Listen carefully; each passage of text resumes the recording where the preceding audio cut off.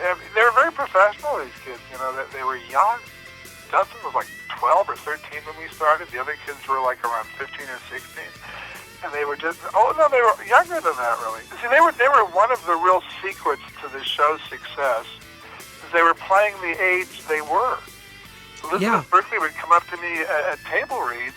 There was one where that I wrote called Snow White and the Seven Dorks, where Elizabeth's going out with Slater and Zach's with Kelly, but she and Zach, who were best friends, but not romantic friends, have to kiss in the school play in the Snow White rap version. And they're really leery of, we don't want to have to like each other here. They really don't want to wreck their own relationships. Elizabeth Berkley at the table read, on Monday when the cast reads the script first sitting around a table, came up to me and said, I'm going through this right now with a platonic friend of mine. And I think the fact that instead of remembering this is what it was like 5 or 6 years ago, or in the case of Head of the Class or something, 10 years ago, they were going through it right then. So they were experiencing high school. Their high school classroom when we were shooting was right near the soundstage. Yeah, where was that soundstage? Where was that at? Well, we shot at several locations. The majority of the time we were right at NBC. I think it was Stage 9, The Tonight Show, which transferred from Johnny Carson to Jay Leno during the period of Saved by the Bell. Yeah. The Tonight Show was, I think, the stage next to us. I might have the numbers, but it was at NBC in Burbank, And most of the time we were there might be, we never knew exactly when we were coming back. So sometimes that stage would be occupied. One time we shot at Sunset Gower, which is in Hollywood. Sunset Gower is where the old Columbia Studios used to be, Harry Cohn and Rita Hayworth and all those people. And another time we shot at Raleigh Studios, which is also in Hollywood, right almost across the street from Paramount. And Raleigh has this incredible, you see parking spaces for Norman Torok, who directed Jackie Cooper and Skippy in 1931. Wow. I think John Ford's The Informer was shot there in 1935. So when we go to Hollywood, either Sunset Gower or Raleigh, which is spelled like the city, in North Carolina, it was really part of Hollywood history, movie history. So, Bennett, to my knowledge, the first episode that you actually wrote was The Gift from season 1. Right. Can you just talk about kind of generally how you got involved in the show? Obviously, we know the story. Good Morning, Miss Bliss took place, and then you kind of repackaged it. And Brandon Tartikoff and Peter Engel kind of had this vision to put these kids in high school and kind of do a spinoff. And what was your initial involvement, and kind of how did it all happen for you? Well, to be honest, Peter had asked me to. I wrote two things for NBC. I wrote a summer camp movie called Poison Ivy. It was very successful for them. I think it was a good script, but it also didn't hurt that Michael J. Fox, right after he did that, did Back to the Future. So it played in prime time 4 times because Michael J. Fox became this huge star that advertised it before he went Back to the Future. He went to summer camp, and that was an NBC show, and Peter Engel had liked that TV movie. Then I wrote a pilot in the late 80s for the Lawrence brothers, Joey Lawrence, who was later on Blossom, and his brother Matt. And that didn't get made, probably, I think because of the writer's strike. Remember, I turned it in just before the writer's strike, and this is either 88 or 89. And the strike went on forever, and you come back and you're kind of old news, But Peter had liked that pilot a lot. Off that pilot, he asked me to write Good Morning, Miss Bliss, but I think, to be honest, it doesn't mean I'm lying with everything else. I didn't want to do a Saturday morning or whatever that show was, wherever Miss Bliss was there on Disney Channel. I guess in my mind, higher class stuff, more things for TV movies or feature films. And I'd written for comedians. I wrote for Robin Williams on his first record album, and I was a consultant on Rodney Dangerfield's first movie, Easy Money, and I'd written a TV special on Lorne Michaels, time slots for live time slots of Lorne Michaels for his company, with Richard Lewis. And it just seemed I was wrong.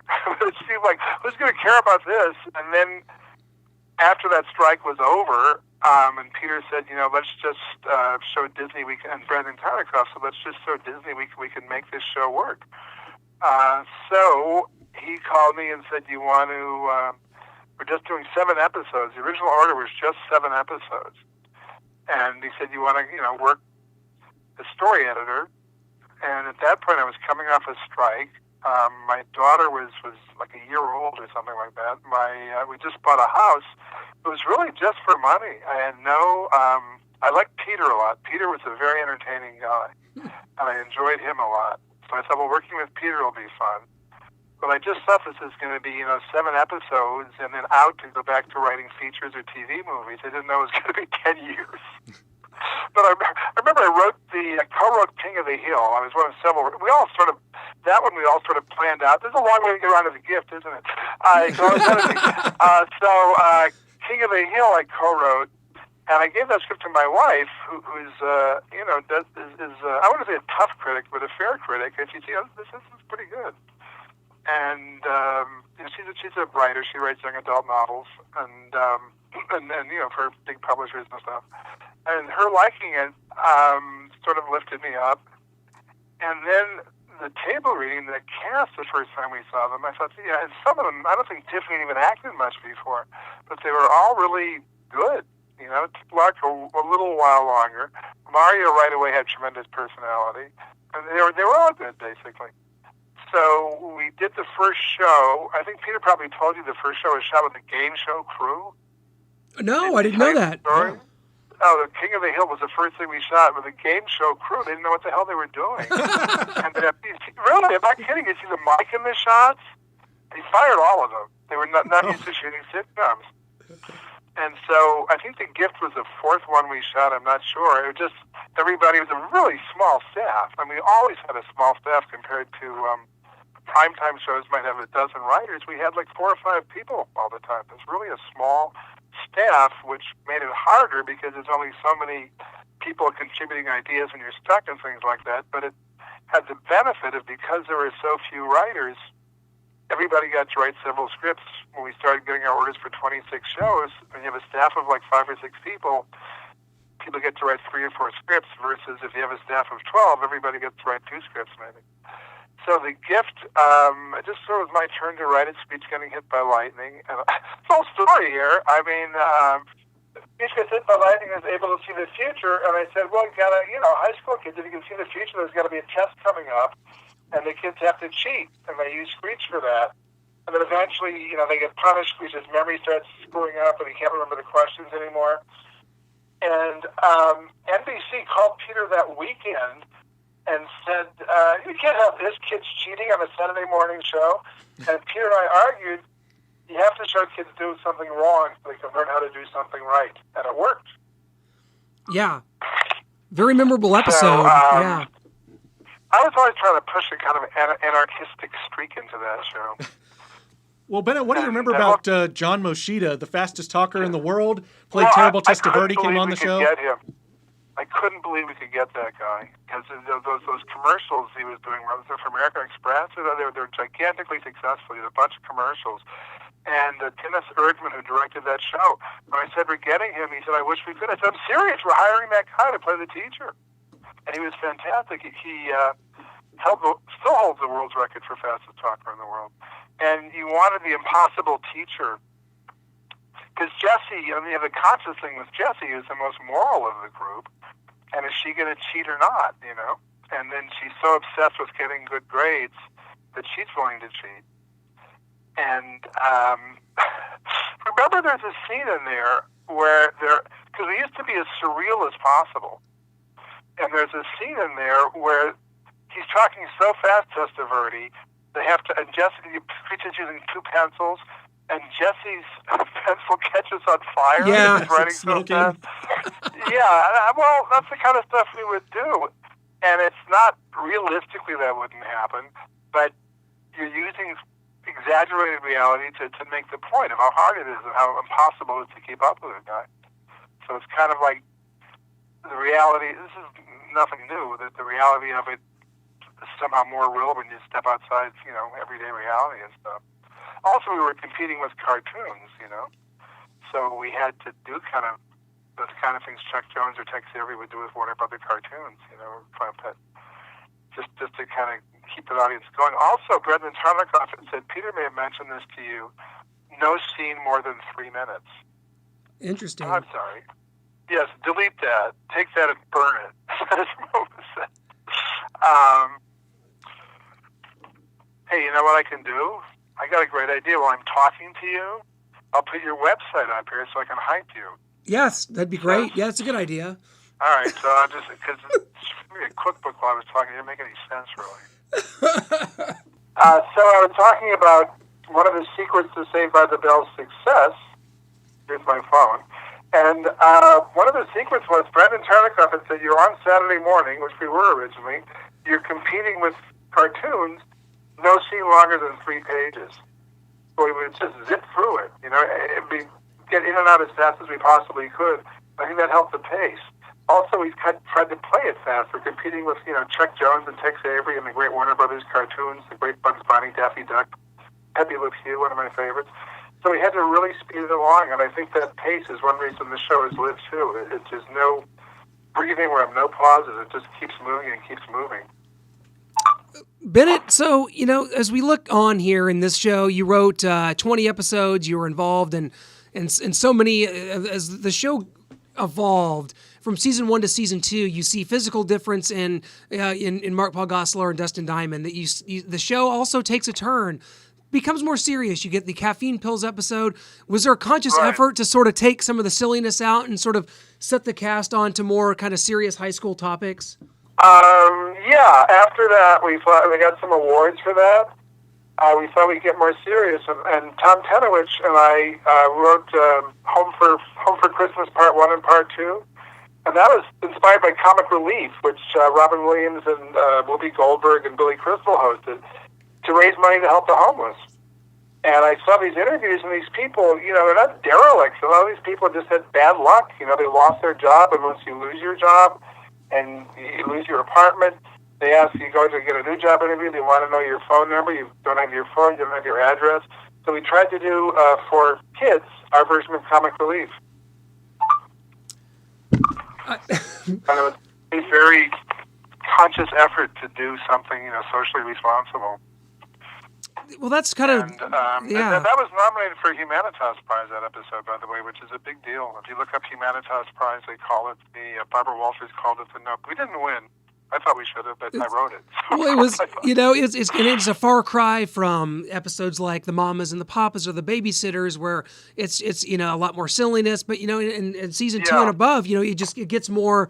There's less silliness and kind of gets more into serious topics. It's kind of interesting to watch the show evolve. I think that's true. We still do some silly stuff, but also, we also thought. As we got into more serious topics like drug addiction, by the way, that was all. Jesse's song was not supposed to be caffeine pills. It just wouldn't let us do speed, which is what we wanted to do. So now, even though she falls apart because of it, you can't do speed on Saturday morning. I mean, probably shouldn't do speed ever, but can't have your characters doing it on Saturday morning. So we got more serious and we dealt with those problems because the kids are also getting older. So the problems that a 15 or 16-year-old may have, which is what they were, it just seemed to naturally evolve, and the network encouraged us on that. Well, we also saw a shift. Kids, so all of us had kids, and none were really little. Tenowiches were older. Scott Gordons were a little older. Most of us had kids, actually, not all of us. Do you feel like, as a parent, you want to give, without being preachy, good messages, Absolutely. We saw a shift early on in the series as well. Screech kind of started off just kind of normal kid, a little bit of a nerd, but not what he kind of turned into. He also started giving away Zach's schemes rather easily, whether it be just a false Slater threat or the infamous just spilling the beans and saying, oops. Was there something specific that was told to you or that you remember that went into the decision of having Screech almost every episode, kind of past episode 12, just kind of spilling the beans on Zach's schemes? It wasn't a conscious thing what you're talking about. I guess since you said it, we did it. I don't know. Screech is a very interesting character. The notion of the coolest guys in school's best friend is this self-confessed nerd. So maybe we just wanted Screech to be more responsible as he got older and let him not just be Zach's dupe. I just spoke at a conference a couple weeks ago, and the guy who drove us there was a Saved by the Bell fan. He got guy in his 30s, I think. And he said he loved, there was a moment, I'd forgotten this moment where Screech says to Zach, and I think it is later on, things are easy for you. You always get what you want. I never got what I don't get what I wanted. Like the difference between being this cool, popular guy with all the girls after him and Screech, who's in love with Lisa and doesn't get anywhere and is considered kind of a dork. So I think maybe what you're talking about just came with Screech maturing and trying to, instead of just using him solely for comic relief in a comedy is an interesting comment, but, get into his character more. So one they really pulled off, which I think we started saying as a joke, I didn't write this one, but everybody contributes. The best line in the show I wrote might be contributed by one of the writers in a rewrite, and the best line that someone else gets writing credit on might have come from me when we were writing it or pitching it. It's a shared. It's not like sole writer of a novel or anything like that. TV writing or even screenplay writer. It's a very shared writing. It's a writing credit for one person or a team, but the process is very shared, and what you see on the screen is very shared. So I didn't write that one, but we said I think originally for a joke. We should have Kelly fall in love with Screech, and then we actually did that one. Remember there's one where Kelly falls for Screech? Yeah. And then he calls it off. Yeah. Like we're not really right for each other. They go over one or two things that they don't have in common, and they call it off. If I was Screech, I'd be fighting. Just, no, let's stay here. Let's figure this out. We have to have something in common. We can make this work. Yeah, I think that's a much smarter attitude. That's what I would have done. So you wind up the beach episodes, the Malibu Sands. They kind of stand alone and you wrote I believe 2 of them. What was kind of the idea for this Malibu Sands kind of a season? I guess it's considered a season by NBC as far as the DVDs are concerned. What were some of the ideas for the Malibu Sands season? I think just to get outside. I just had an interview with Mario and Mark Paul where they said those are their favorite shows.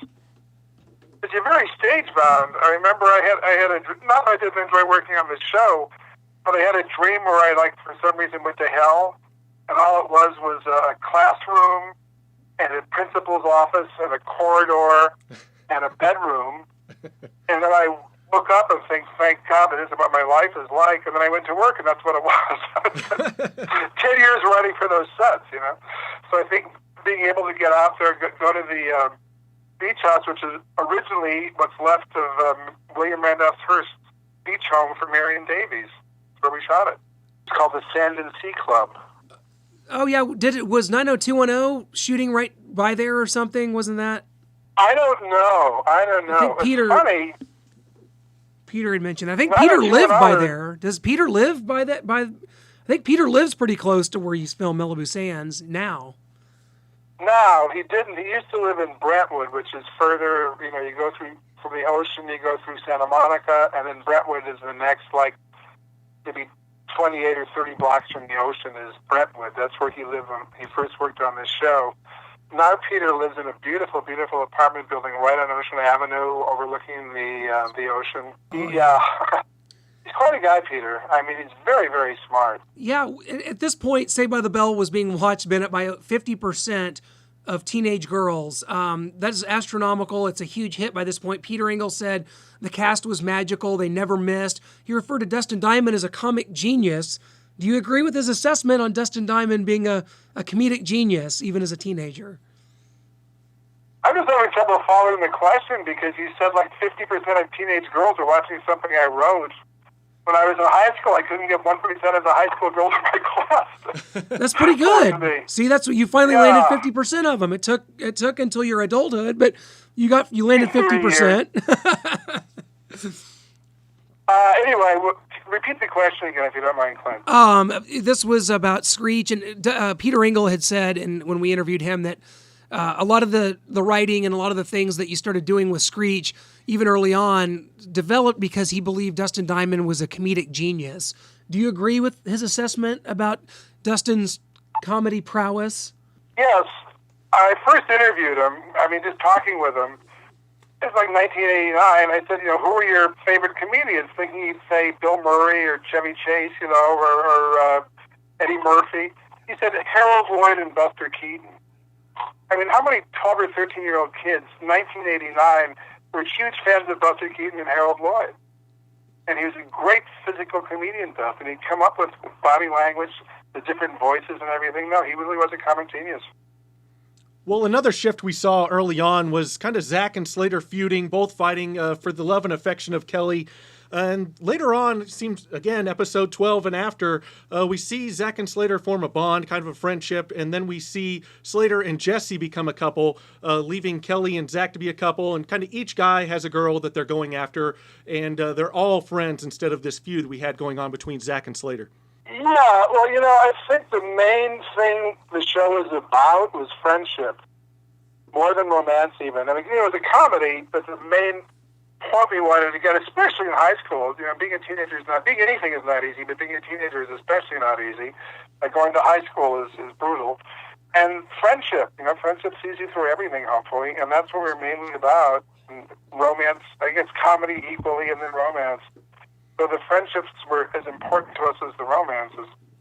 And then also when you emphasize friendship, you didn't have the audience going, ooh, for 30 seconds. Every time we kiss, you'd have to wait look at your watch and wait till the oohs were over. Well, you wrote and produced the final episode, Graduation. I wanted to know kind of what the mood was like on set for the cast and crew, yourself, knowing that this was the end of a magical 5-season run for you all. It was very, very, very heavy. People were crying. We had... I was probably crying because I hope I get another job. But yeah, it was very emotional. That was their high school. This is where their classes were. They had the teacher Sydney Shuren taught them right there. So they were graduating from high school. They were moving on to new careers. Elizabeth was going off to do movies. Kelly was Tiffany went on to 90210. They were all moving on, and yeah, it was like just the emotions you associate with graduation, high school, moving on. That part of your life is over. And the crew, we sort of addressed the kids. Everybody stood in the bleachers. There was a lot of tears. And the assistant director, I remember, was bawling. It was very, very emotional, that graduation. We felt like we were graduating, too. At a time you can never bring back again. And, of course, you get the great moment where Zach gives that speech, which is awesome because, of course, just, anyone can just make a speech at a high school graduation, right? Just, hey, the valedictorian's done. Just bring up the most popular guy in school, Zach Morris, and tell us how you really feel, Zach. I love that part. Yeah. Well, doesn't Belding have a line in Graduation? He was one of several writers on it where he said, "If I pushed you because I always believed in you," or something like that. And Zach was a brilliant guy. Yeah, he says if you have something very special inside you, and he hopes he's there when he lets it out, which is... Yeah, and that's a very... it's profound for this show. It's very profound. I'm just going to use that word. It's a very profound moment. Some people who don't know the show that well, I don't know, they just think it's like a bunch of slapstick, and like you say, there's nothing wrong with slapstick. I mean, it's some of the greatest work ever done is slapstick. But we tried to touch other things, too. And the relationship of the principal really, Dennis was great. The principal really knows and cares about the kids. A very, very valuable adult role model. We tried to have our adults, some of them were played just for laughs, but, very intentionally, Lisa's parents were both doctors, to have that image of black achievement for kids watching it. Well, Slater's father was a colonel or a captain in the Army. There was a real attempt to have adults that were some of them were like jokes. So some adults were responsible too. Zach's mother, Melody Rogers, was a good character too.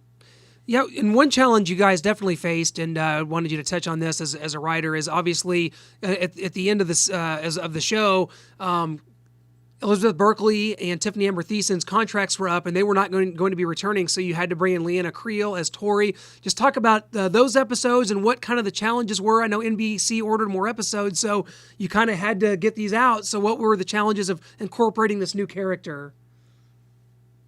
Well, it was like people were wondering what happened to how come these two girls who have been here from the very beginning are no longer around. And we sort of thought the best way to address that was to never address it. Not have that mentioned. Leanna Creel was great, and we never mentioned the leather jacket, tough guy, tough girl character before.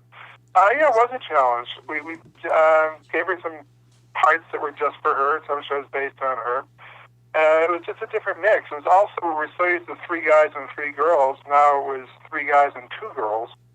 So yeah, it was kind of hard. The school song episode is one of my favorite ones that I wrote, and that's the Leanna Creel Tori episode.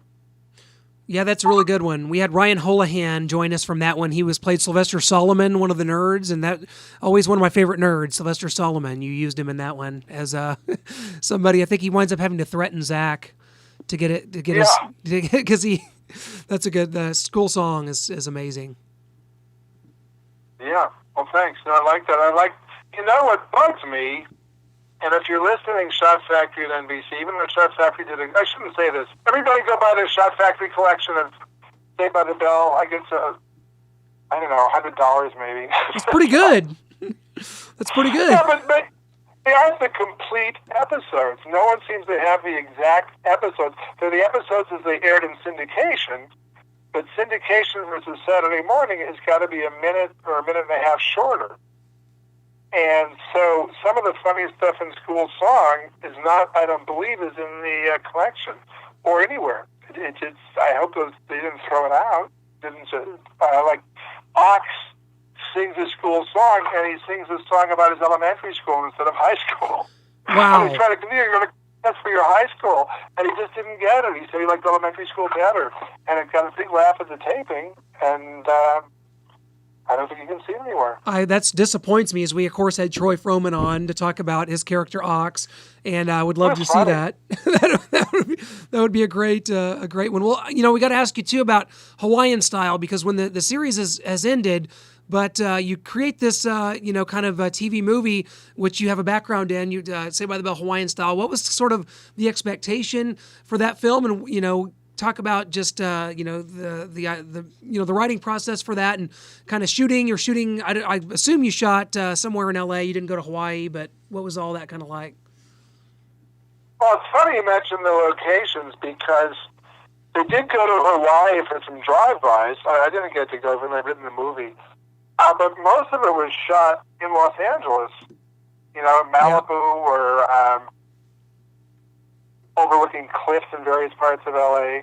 And we had one, you don't do a screening of your TV shows. We did have one screening of Saved by the Bell Hawaiian Style, and several people said to me, well, I know the use of Pacific Coast Highway for them driving around Hawaii, but the Dean Jones's estate and all that was actually shot on Oahu. And it was the exact opposite. I thought, well, it's the Pacific Coast Highway. You don't see Diamond Head at the end of the Pacific Coast Highway, But for some reason, everybody kind of got it backwards. But another case where it was just fun to get outdoors, and go shoot somewhere else. And it was a challenge you get so used to writing for a half-hour show, which really of actual show time was like around 22 or 22 and a half minutes with a 3-act structure. The 3-act structure was usually like in Cream for a Day, Screech comes out, accidentally gets a cure for pimples. Act 1 is we're going to make $1 million. Act 2 is it backfires. Act 3 is they resolve it. And that was so much our structure for many of the Saved by the Bell episodes. And structuring a 90-minute TV movie is very, very different. Fortunately, that was one reason Peter wanted me to write it, is I'd written TV movies for NBC. I'd written that movie Poison Ivy. I'd written one called Darby Young Comics for Lorne Michaels with Richard Lewis, I think I mentioned earlier. Another one called Camp Cucamonga. So I had a real background in TV movies, so it wasn't as hard for me to structure something for 90 minutes. But to stretch out a Saved by the Bell to that time, found a way to do it. Well, can you tell us a little bit more about show creator Sam Bobrick? He's listed here as having been in on writing all 86 episodes, and we haven't heard a lot about him. We hear a lot about Peter Engel, a lot about the cast, of course, but we don't know a ton about Sam Bobrick. What was it like working with him? And tell us a little bit more about Sam. I'd say Sam Bobrick wrote as many Saved by the Bell episodes as Joe DiMaggio or Quasimodo or Madame Bobrick. It had nothing to do with the show. It was created by Sam. If you're listening, this is for you. He had nothing to do with the show. Not to be petty, or actually I'm being petty. And, created by, and that notion that you have that he worked on all 86 episodes, I'd never met the guy, and I was there from the beginning. And he's gotten very rich off his show he had nothing to do with. He wrote a pilot didn't even have the same cast. And I guess once you write a pilot, even if everything is completely changed, you get credit for it. But Sam Bobrick really had nothing to do with Saved by the Bell other than collecting a lot of checks, which he probably still does. That is bizarre. I'm just trying to process that. So you're saying that he wrote a pilot that was sort of went on to be what the pilot of Saved by the Bell was, and he is connected to it from that, or was it from Miss Bliss that he wrote a pilot for? He didn't do anything. Sam Bobrick, I hate to mention Sam Bobrick by name. Yeah, it says co-created Saved by the Bell. He had nothing to do with it. He wrote a pilot that I think was for younger kids. I think Jaleel White was in the pilot, who played Urkel. And nothing ever happened with that pilot. I guess it was filmed, but it was not made into a series or anything. And then Peter did Miss Bliss without Sam Bobrick, and then he brought all of us in to create Saved by the Bell. And Sam Bobrick really had nothing to do with that. So really, without the partnership of Brandon Tartikoff and Peter Engel, there is no Saved by the Bell. Yeah, Peter and Brandon and the writers created it, and the cast brought it to life. Sam Bobrick had as much to do with it as Quasimodo.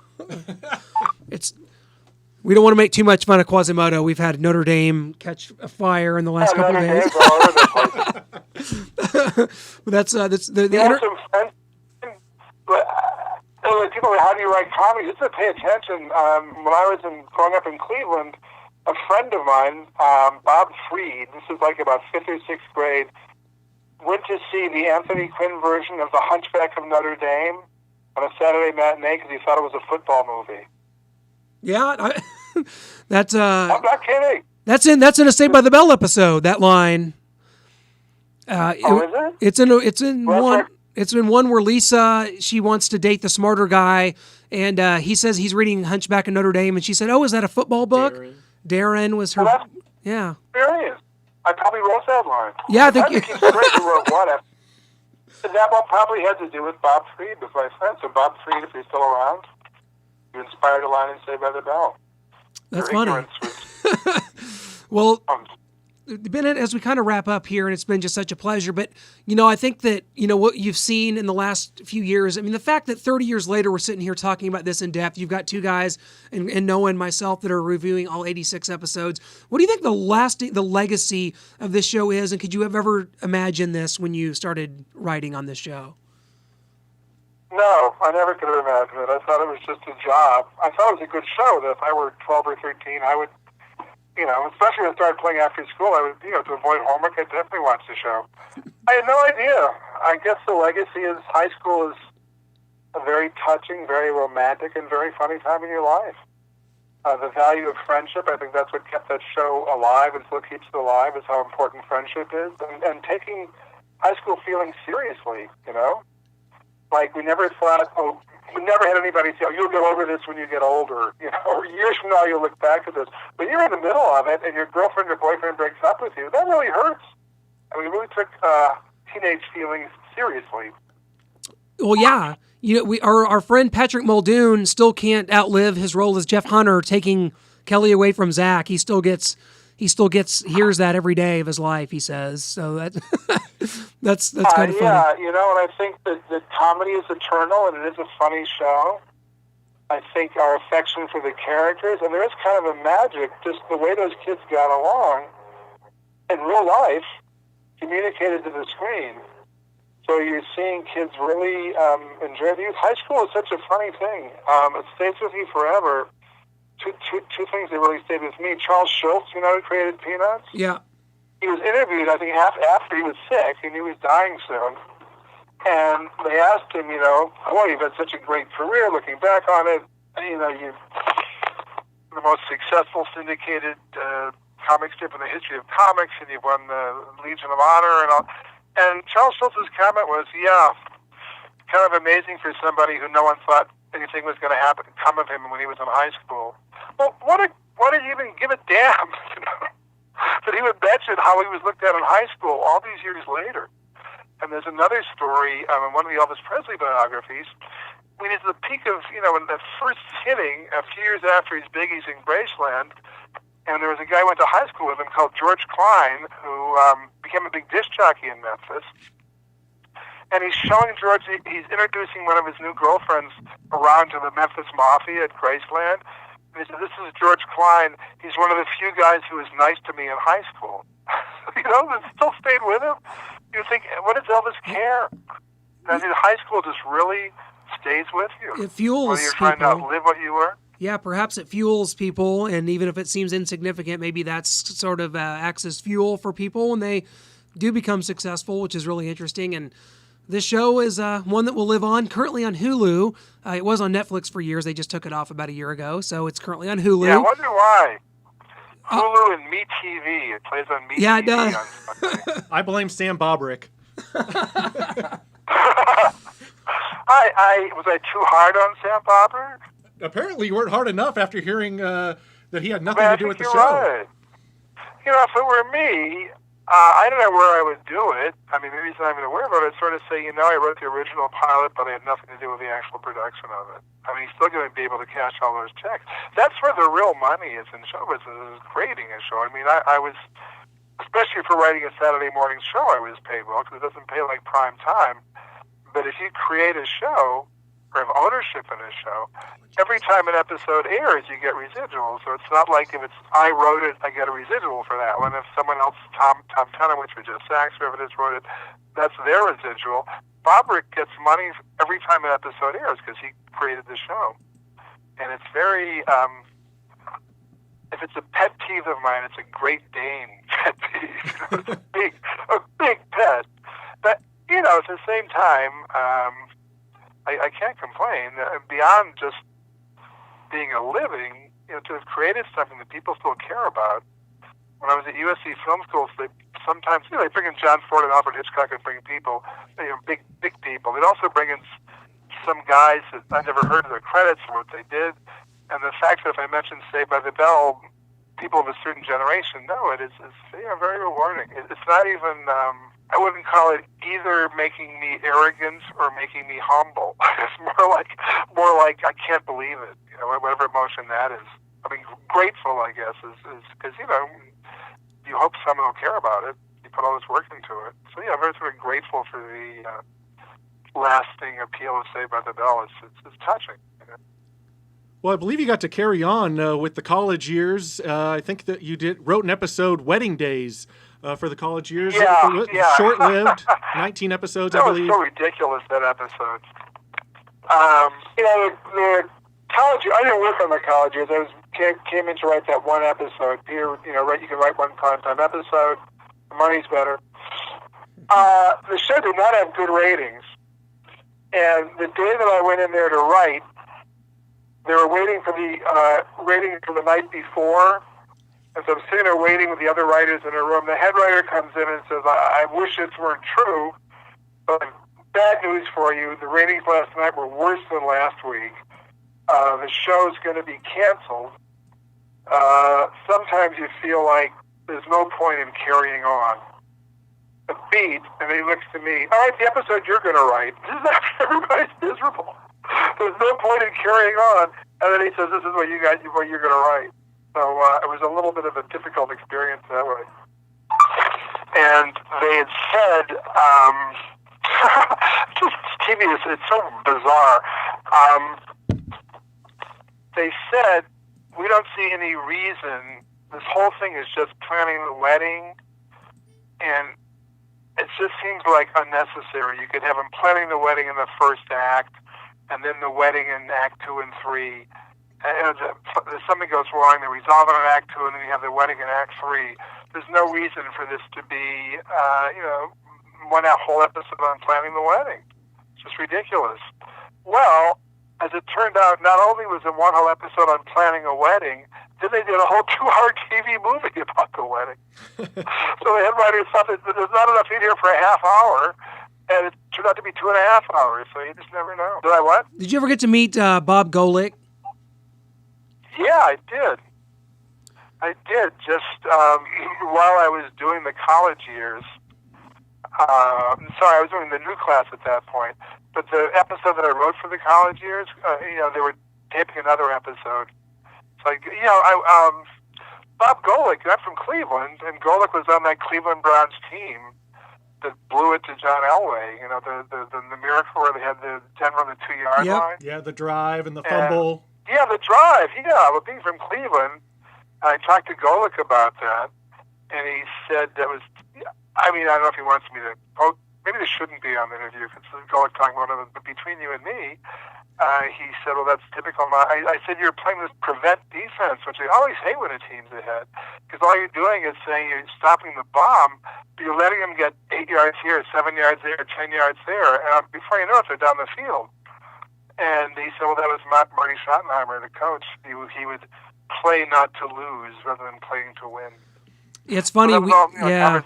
My conversation with Golick. We actually made a film for Marty Schottenheimer when Bob Golick was in it in the last, because Marty Schottenheimer also coached here in Kansas City where we are, and we made he has Alzheimer's now. We made a film documentary for Marty. Don't put that on the interview. Oh no, we're just talking. This is this isn't going in our podcast. This is all just this part, but yeah, and so we were able to have Bob talk about playing for Marty, and so we had Bob do an interview for us for our film. So that was really cool. Kind of came full circle. He probably didn't say to you what he said to me then. No, we didn't quite get that. That's funny though. Clevelanders remember that pretty well. The drive and the fumble, right? So. So you guys are Kansas City sports fans? Yeah, definitely Chiefs fans, big time, and we do a sports show here too. We kind of do a little of everything. Yeah, we have a sports show and a website, and we're kind of just all involved in all types of media and really things that we like. So, but you guys are too young to remember those great George Brett teams, aren't you? Yeah, I mean that George was still playing when we were 9, 10, 11. We're 35, so we. Yeah, but you missed the '85. Yeah, we were just born around then, so yeah. Brett was unbelievable. I mean, I've never seen a guy play with such intensity as Brett. I mean, because baseball, it's basketball and football, you can see it more, but Brett was one of those guys. He was just so fired up. I mean, he pop flies into the dugout. He'd just go crazy trying to get him. That Pine Tar incident, I thought he was going to kill somebody. Great player. Great player. Yeah, we're definitely we love sports too. I'll tell you what, Bennett, we are out of time here. We kept you longer than I even anticipated, and we can't thank you enough for giving us your time. I've enjoyed talking with you. No, I've enjoyed talking with you. Well, I've enjoyed it too.